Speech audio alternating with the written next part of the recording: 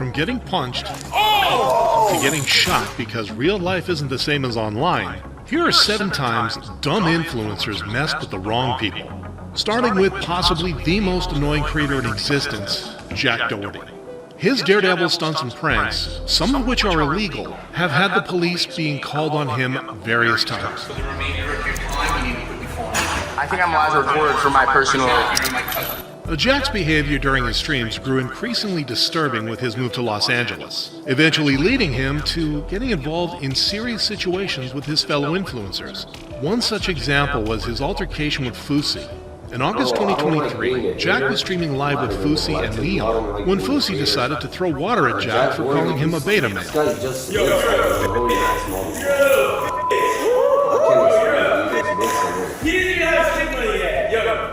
The situation then escalated when Fousey swung back at Jack after he continued making comments. However, Jack's fans defended him a lot. Fousey is actually in the worst state I've ever seen him in, and he comes across as a nasty and disgusting person. The way he treated Jack was just crazy. But this wasn't the only time Jack's offhand comments have gotten him into trouble. Just a month later, Jack got involved in a heated argument with the Island Boys. As the argument escalated, one of the twins decided to slap Jack in front of the camera. This quickly became a pattern, as he once again found himself on the receiving end of a slap. This time from a stranger who was allegedly offended by a t-shirt worn by his bodyguard. Go, walk away. Now, the irony of provoking and disrespecting someone while cowering behind security guards is out of this world. But that seems to be Jack's strategy, causing conflicts for his bodyguards to clean up, all for clout. Having a bodyguard to defend your battles after starting them is the most small man syndrome thing I can think of. And while Jack is at least aware that he's annoying and picks on weak targets, the same can't be said about Neon, who got reality checked much harder than just a slap. Neon first got the taste of clout for playing dumb on December 21st, 2019, when he uploaded a video titled, "Neon is Dying."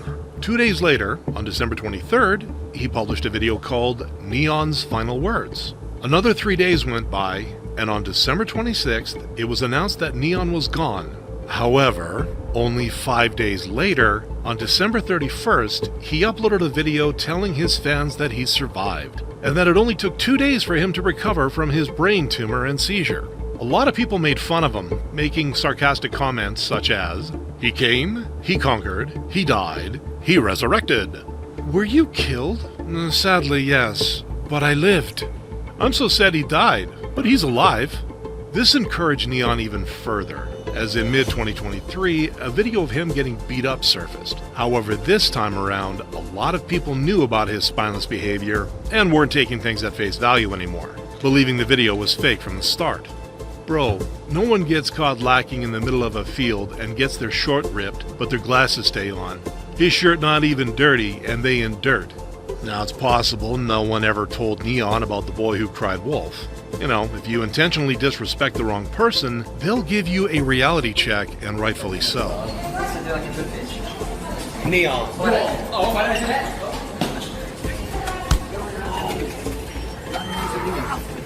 Get on your hands and knees. Get on your hands and knees. Get on your hands and knees. You Arabian psychopath. Take it, bro. Oh my God. All right. Oh, my heart. But this wouldn't be the only time someone taught Neon a lesson.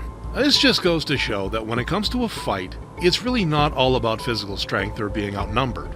You either know how to actually fight, or you don't. There's also a chance that Neon's just a marketing genius being a decent actor in his live streams. But even when going over the top, he can't match the toxicity of Zherka, a creator so vile Twitch permanently banned him from appearing on their site. Zherka initially made a name for himself as a just chatting content creator on Twitch. However, he soon diverged to criticizing people such as Andrew Tate on both YouTube and Twitter. How many rounds? I'll fuck up that bald midget. How many rounds? I want to fight I'm you. taller, I'm stronger, and he's bald. These guys are pathetic, low life, no genuine burning desire from any of their women. While at the same time promoting even worse ideals on top of glorifying drug usage. I got money, so I get executive, and it doesn't kill me. He also often talks about the Earth being flat and many other conspiracy theories. Remember, if the Earth's a globe, the Bible's not real. If the Earth had dinosaurs, the Bible's not real. Literally every angle is an attack on the Bible, right? This stupidity would eventually make him start a beef with HS Tiki-Taki and popular streamer Aiden Ross, causing an outrage on social media by making derogatory comments regarding HS Tiki-Taki's mother, as well as Aiden Ross's former partner, Pammy. Jirka then took the rivalry to new heights when he suggested that he'll find HS Tiki-Taki and fight him on the streets. And he did just that. Oh, boys! Boys! Boys! Chill! I got it. Oh, chill! Unsurprisingly, the only thing he managed to do is merely show his butt crack to the world and get embarrassed, making him out to be a laughingstock for everyone. Jirka is the literal definition of the loudest in the room is usually the weakest. Jirka has the agility of an armadillo and the balance of a toddler. Now, Jirka may possibly be his own worst enemy, but the same can also be said about Sneako, whose recent stunt had him hit much worse. This guy, who first got famous for his video, "Would you say the N-word for $1?" eventually started becoming extremely disliked by left-wing viewers due to his supposed misogynistic, homophobic, and transphobic content. But they can ask us what we do. First question when you go on a date, what do you do? They're just asking how much money do you make. But you shouldn't ask a woman her age. Why? Why? Let me see the stats. What's your body count? How old are you? How much you weigh? Tell me. As Sneako went on to upload socio-political commentary and hot takes, his ideals led him into situations that quickly developed into beefs. One such instance was in May 2022, where Sneako responded to Penguin Zero's video live. Look at the curtain pulled all the way down. You need to get some sun. The whole way you're living life like a man, you calling him a virgin, you are literally a man-child. Now this did not go down well with Penguin Zero, who later uploaded a video titled, "I didn't want to talk about this," calling out Sneako for making fun of his girlfriend, as well as criticizing him for defending the movie Cuties. The thing about Cuties is it's not an unrealistic film.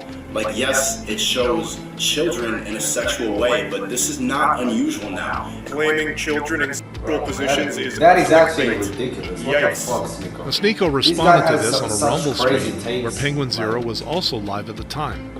The two would then continue to trash talk each other back and forth, eventually making Sneako threaten Penguin Zero with a gun. Watch my clips! Watch my clips! However, Penguin Zero then silenced Sneako. But he's an imbecile. You absolute buffoon. What you have there is not clips. These are mags. They're mags, not clips. I You remember that shit. The same way that this is also a mag. They're all mags. Now this time, the only damage Sneako suffered was emotional, but that would change not even a year later. In February 2024, he got his toughness checked again as he stepped into the ring with Sean Strickland. This made the internet very happy. This is the kind of reality check these out-of-touch streamers need. Sean went from 10% to 50% and showed Sneako what a good ol' ass whooping feels like. Strickland should do a Beat Up an Influencer weekly podcast. Hell, I'd watch that. However, despite being destroyed by Sean, Sneako did have the confidence to step into the ring and take it on the chin, literally. The same thing cannot be said about this next influencer. Aiden Platersky, labeled the Crypto King, owned a crypto kingdom that seemed to be a win-win for everyone. He promised millions for his investors, while he got to drive his fancy cars, fly in private jets, and live in luxury locations. However, as it soon turned out, his $40 million empire was nothing but a giant Ponzi scheme, and he was about to learn the price of being a scammer. Late one night in early December, Aiden was kidnapped, and then beaten and tortured over 3 days. Eventually, his kidnappers, which included one of his investors, let him go, but they left him with a threat: pay up fast and don't go to the police. Well, Toronto police officers still managed to apprehend all of the 5 kidnappers. Following this, Aiden went on to post a video trying to garner sympathy from his followers. Everything that happened is my fault. I'm not going to put the blame on anybody else. I'm not going to try to put the blame on anybody else. I feel humiliated. I feel disgusted in my actions. I feel disgusted in what I did. But people would see through his haphazard apology. He's apologizing because he got caught and got his ass whipped, not because he's sorry he scammed people. Zero sympathy. While his kidnappers would all be charged with the crime, the only person not charged would be Aiden, the scammer who started the whole situation to begin with. I really don't understand how people like Aiden can simply walk free. If I walk into my local supermarket, push the lady at the till, and grab a couple of bucks and walk off, I would be in handcuffs before the sun sets. He steals millions, admits as much, and no real consequences. Well, until now. What if getting beat up wasn't the worst injury you could sustain? Tanner Cook, a 21-year-old prankster, is the mastermind behind the YouTube channel Classified Goons. As the name suggests, the pranks are classified as dangerous, making Tanner out to be a tough goon, someone who isn't meant to be messed with, when in fact, it's quite the opposite. While Tanner elicits responses from the victims of his pranks for views, one day he didn't get the response he expected.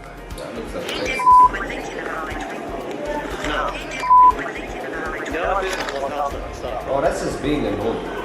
Like, I can't see myself standing a motherfucker like this in public. Like, how can you stand, like, people with this type of annoying ass faces too, like, coming up to you in public without swinging and punching these motherfuckers in the someone's face. personal space and then refusing to leave them alone after they tell you numerous times leaves you with one option. You're gonna get dealt with by a person who has been pushed too much. Lesson to dummies: do not prank random people, or they will prank you. Never underestimate the public. Tanner, who is much bigger and more intimidating to the shooter, was taught a masterclass in F around and find out. And yet, he still didn't learn his lesson, continuing to upload videos like nothing happened. So you'll continue to make videos? Yeah, probably. We'll see, you know? How disappointed are you about this? I really don't care. I mean, it is what it is. It's God's plan at the end of the day, so. Tanner was lucky to make it out despite getting shot. This is something that Timothy Wilkes did not get to experience. Inspired by other pranksters he'd seen, Timothy began dreaming of creating his own YouTube channel, recreating some of the dangerous pranks other YouTubers had done before him. However, this dream got cut short in February 2021 when Timothy, along with a friend, were in the midst of filming a prank robbery as part of a YouTube video.